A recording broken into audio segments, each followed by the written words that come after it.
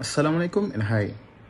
Today, my group and I going to present about the international business in Ukraine. So basically, Ukraine is an Europe Eastern countries. So these are the members of the group, which is me, Azhad bin Azizan, Ahmad Fahmi, Muhammad Amin, Ikmal Farhan, and Muhammad Ashraf. So I'm going to start with the first thing, which is the Ukraine profile. So basically it is an overview of the international business itself. So first and foremost, Ukraine is a big European economy and have many characteristics in it, such as well-trained, well-educated, well-trained workforce, a strong industrial foundation, and also a fertile farmland. So despite being an economic and political crisis in 2015 and 2014 and 2015, and that resulted in a 16% of economic contraction, and Ukraine's economy resumed slowly rebounding in 2016, and with a 2% over-year increase. So while the country's recovery was largely due to the changes made by Ukraine's first system of governance, development in 2016 was fueled by the resurgence in internal business investment and also a minor recovery in family spending. Furthermore, Ukraine's economy is forecast to recover slightly at 3.6% in 2021, so which is would be faster than expected, and to rise to 3.8% in 2022 as spreading of the COVID-19 slows. So Ukraine's worldwide commerce is predicted to rise, with imports often surpassing exporting. So due to the trade imbalance of $6.2 billion, a 4.2 billion increase over the previous year. So which is the imports of products and services are expected to rise by 8.5% in 2021, while the exports will rise by 5.6%. So the trade balance surplus in services is forecast to rise by almost 6% to, which is a $16.4 billion, reflecting Ukraine's expanding position as an information system, which is the IT. Assalamualaikum warahmatullahi wabarakatuh. Thank you for the previous presentation. My name is Muhammad Amin bin Bashar, and I will continue with the demographics factors in Ukraine.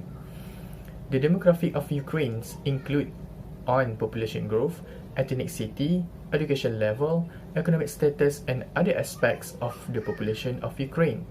For the first one is population growth. On 1 July 2021, the total population of Ukraine was estimated to be 41,383,182 million people. Ukraine population is equivalent to 0.56% of the total world population. Ukraine ranks number 35 in the list of countries by population. The second one is ethnicity. Ethnic Ukrainians were historically known as Ruthenians until the early 21st century, formerly used in Eastern and Central Europe as common. Latin term Ruthenia was found in sources to be described the Slavic inhabitants of the Grand Duchy of Lithuania. Next, education level. The Ukraine educational system is organized into 5 levels: preschools, primary, secondary, upper secondary, and postgraduate education. In 2010, a total of 56% of children aged 1 to 6 years old had the opportunity to attend preschool education. The Education and Science Ministry of Ukraine report in August. Next, economy. Ukraine's modern economy was developed as an integral part of the larger economy of the Soviet Union, while receiving a smaller share of the Soviet Union's investment funds and producing a greater proportion of goods with a lower set price. Ukraine was able to produce a larger share of total output in the industrial 17% and especially the agricultural 21% sectors of the Soviet economy. Next, population of Ukraine. Ukraine has an estimated number of 41.4 million people as of July 2021, making it the 8th highly populated country in Europe. It is a highly urbanized country, with its production countries within the east and southeast being the most densely populated. Urban areas house approximately 67% of the country's total population. Ukraine has a population density of 69.49 people per square kilometer, and the country's overall average life expectancy has been 73 years, which is 68 years for males and 77.8 years for females.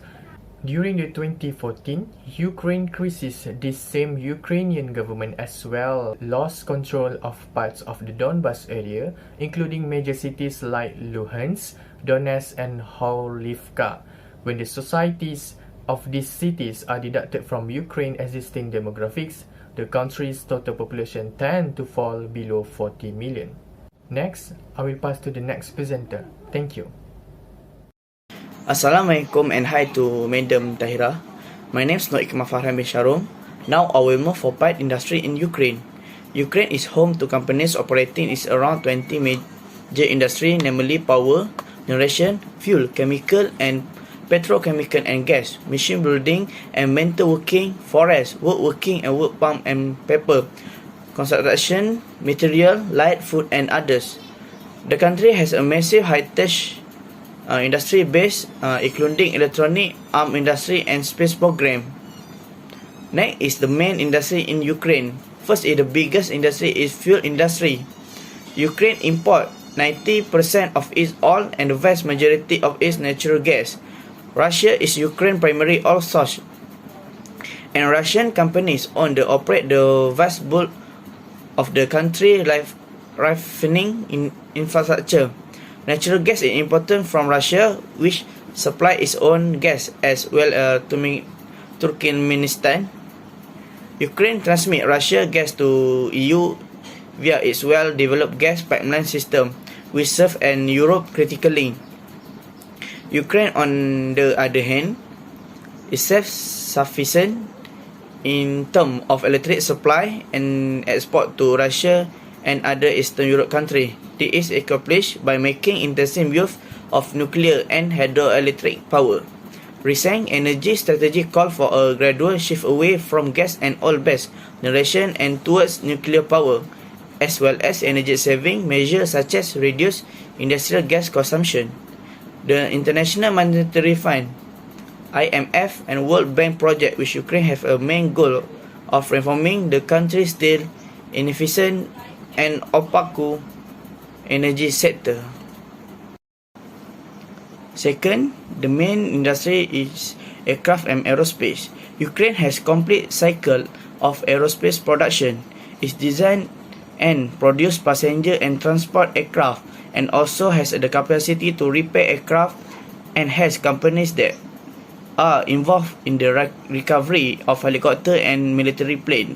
Currently, Ukraine is producing the N-148 aircraft, which are 35 units produced since 2019. The gross production of aircraft in the country is less than 20 units annually.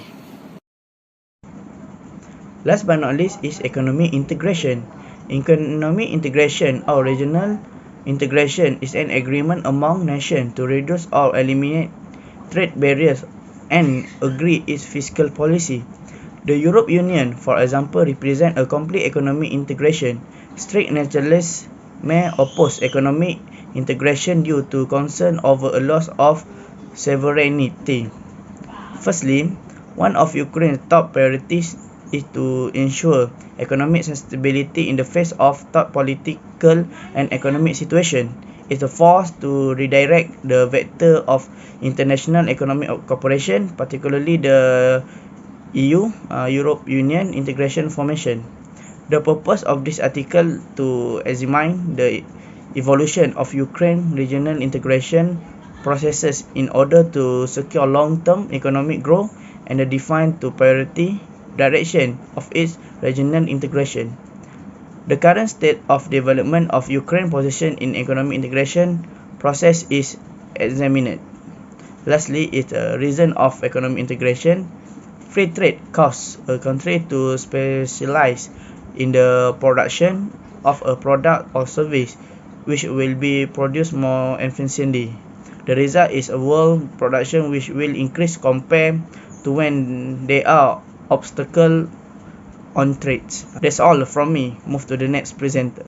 Thank you. Hi, Assalamualaikum. My name is Muhammad Ashraf bin Zahari and we will proceed with trading partners. According to the State Statistics Service, China is still Ukraine's greatest trading partner. Ukraine exported more than $35 billion in the first 6 months of 2021. It is more than the same period in 2020, and it imported items worth more than $37 billion. It is higher than it was in 2020. During the same time period, Ukraine's commerce with China increased significantly in the first half of this year, totaling more than $10 billion. China is Ukraine's largest single trading partner. Ukraine-China trade turnover exceeded about $15 billion in 2020, representing a $3 billion increase over 2019. In 2020, Ukraine had a total trade turnover of more than $100 billion, including more than $45 billion in exports and more than $15 billion in imports. Since the beginning of 2021, Ukraine has exported over $4 billion in commodities and imported more than $5 billion in goods from China. Next, we will proceed to the culture in Ukraine. First, activities and entertainment. Cultural activities and entertainment are widely available. Ornate theaters with its own opera or ballet companies may be found in most of Ukraine's main cities.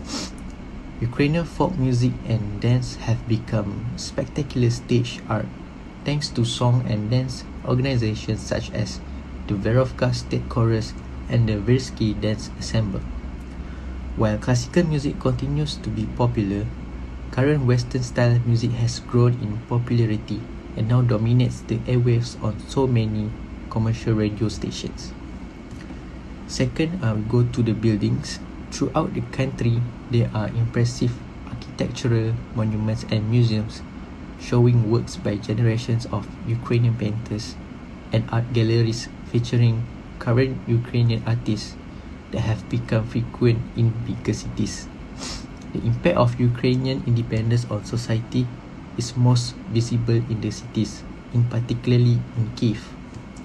The country's capital now has high-end boutiques catering to the wealthy and a trendy strip of contemporary art galleries and cafes.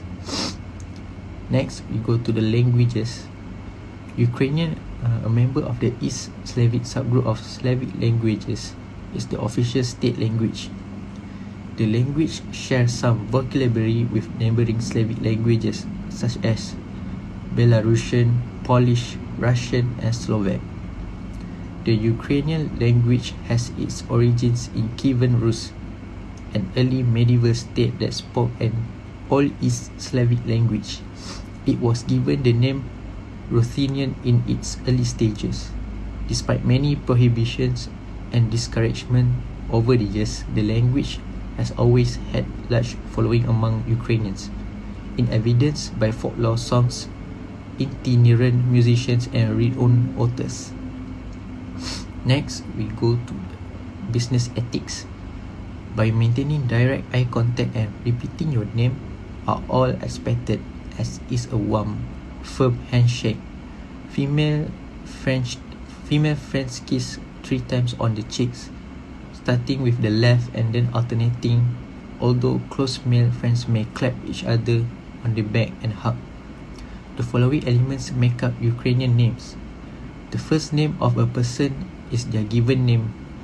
By adding Vich or Ovich to the father's first name for a male, while Ovna or Ivna for a female, resulting in a patronymic or a variation of the father's first name.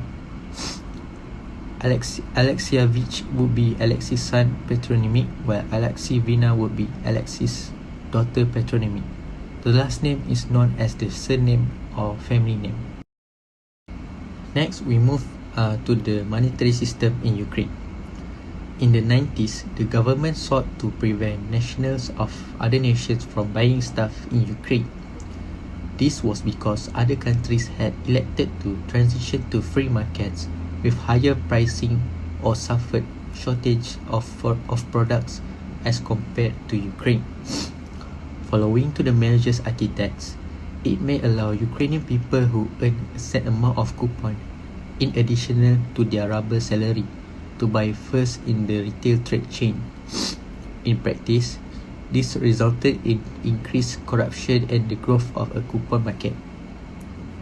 The coupon mechanism was modified by substituting reusable coupons for one-time coupons, although this did not help the issue. In 1991, the authorities were obligated to utilize reusable coupons as currency rather than special privileges due to the lack of enough rubber cash from Central Bank of Russia, as well as knowledge regarding price liberalization stated for January 2nd.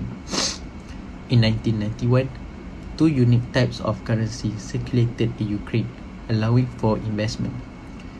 The cash category has seen the following development. In January 1991, coupons were utilized to cover 25% of salary. Coupons can be used to buy both products and services, but rubles can be used only to buy services like transportations and newspapers. The coupons conversion rate versus the ruble was also not set, but it was thought to be 1-to-1 because both forms of currency could be used to purchase services.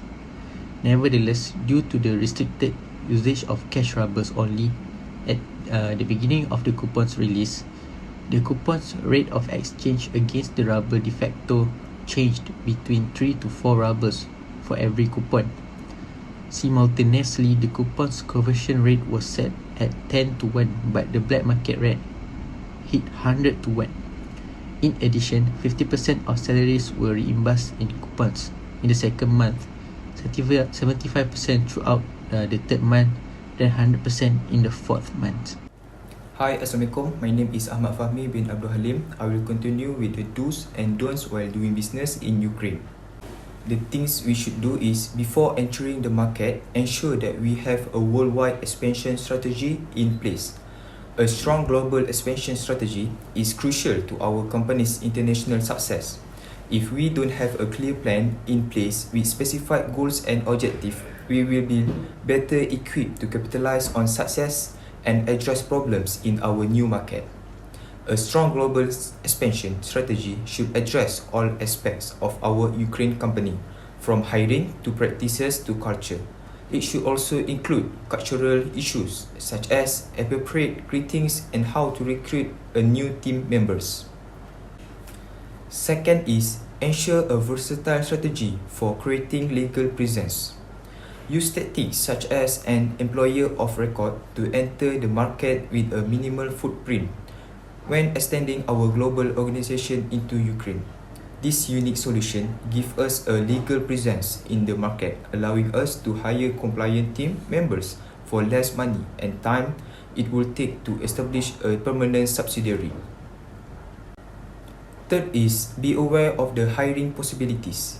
We have numerous recruiting options as a Ukrainian company. These employees do not receive benefits or have their taxes withheld and they face special risks.